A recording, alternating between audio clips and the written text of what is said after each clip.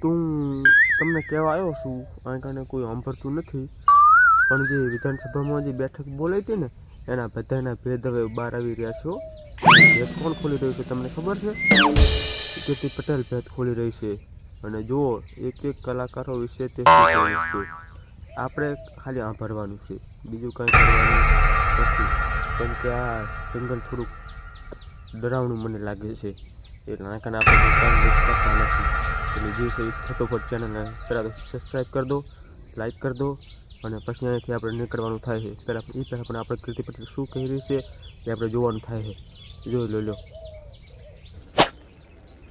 જેની કોઈ ઓકાત નથી, જે કેવી રીતના આગળ આવ્યા છે, લોકો ખુદ બધા જાણે છે, એવા લોકોને સન્માન. અહીંયા કોઈ ઇન્વિટેશન નતો આવ્યો. તમને કોણ તમારા હમણાં કોઈ એનો ફોન આવ્યો તો ઇન્વિટેશન વગર કોઈ ગાતા? હાલી છૂટા છો ખોટું બોલવા. આ ખુઈલી કે હકીકતે ઓલા લોકોમાં કઈ લઈ લેવા નતો મુકમ પેલી મારે બોલવું નથી એમાં તમે સમજી જાવ. તો જોયું તમને કીર્તિ પટેલે બધા જેટલા પણ કલાકારો આવ્યા હતા એમના વિશે શું કીધું. અને હા, હજી પણ એક વિશે તે પર્સનલી રીતે કહેવાની છે કે મમતા સોનીને પણ કંઈક કીધું છે, કિંજલ દવેને પણ કંઈક કીધું છે, બધા જ કલાકારોને કંઈક કીધું છે. તમે શાંતિ રાખો, બધાનો આપણે કંઈક વાર લાગે છે. વિડીયોને લાઈક કરી દો અને કોમેન્ટ કરો. મિત્રો, આ તો કીર્તિ પટેલ છે. જો રાકેશજી રીબડાને પણ ન મૂકતી હોય તો એની મમતા સોની વિશે તો કંઈક કીધું જ હશે ને. જુઓ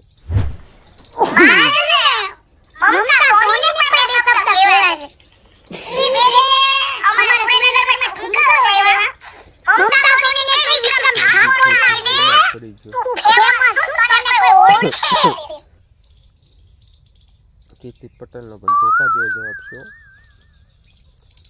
તો કીર્તિ પટેલે મમતા સોની વિશે આવું કીધું. આપણે જોઈ લીધું, સાંભળી લીધું. તો તમે કોને સપોર્ટ કરવા માંગો છો પહેલાં એ કહેજો. મમતા સોની સામે છો કે વિક્રમ ઠાકોર સામે? જવાબ આપી દેજો. પણ હા, કીર્તિ પટેલ આટલાથી શાંત થઈ નથી. તેણે કિંજલ દવેનો પણ વારો લઈ લીધો. શેનો? કિંજલ દવેનો પણ વારો લઈ લીધો. આ જંગલમાં હું તમને કિંજલ દવેના ભેદ ખોલું, તો શાંતિ રાખો. ભેદ હું નહીં ખોલું, ભેદ કીર્તિ પટેલ ખોલશે. જુઓ તમે કીર્તિ પટેલનો પહેલાં વિડીયો. જેની કોઈ ઓકાત નથી, જે કેવી રીતના આગળ આવ્યા છે, લોકો ખુદ બધા જાણે છે, એવા લોકોને સન્માન. ઓલા લોકોમાં કઈ લઈ લેવા નતો મુકમ પેલી મારે બોલવું નથી એમાં તમે સમજી જાવ. ચાર ચાર બંગડી હે એને તો ઈ નાચવા જાય છે, ગાવા જાય ઈ ખુદ ખબર નથી, અને તમને ખબર નહીં. ઓકે કઈ કીધું એટલે અનફોલો કરે, પણ તમારા જેવા ઢુંકણ અમે ચરિત્રહીન નથી. તમે માર્કેટની અંદર કેવા ફેમસ છો ને, 15,000 રૂપિયામાં ઈ આખા ગામને ખબર છે. હા